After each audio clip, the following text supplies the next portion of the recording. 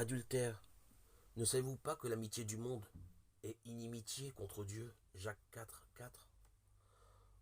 Autrefois, la ville d'Aigues-Mortes était un port sur la Méditerranée, il y a environ 700 ans.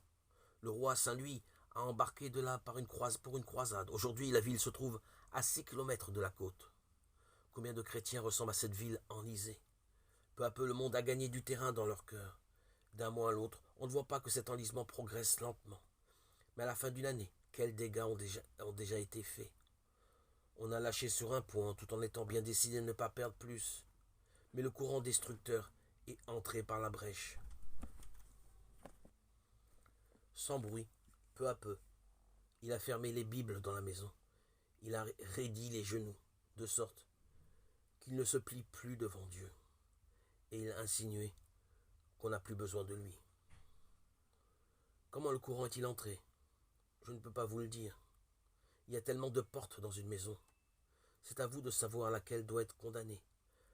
Peut-être est-ce la passion des sports ou de la lecture, un travail accaparant, une relation mondaine, ou les divers écrans dont on a perdu le contrôle. L'une de ces choses vous a détaché insensiblement de la source de la vie. Vous êtes comme Aigues-Mortes, enlisées.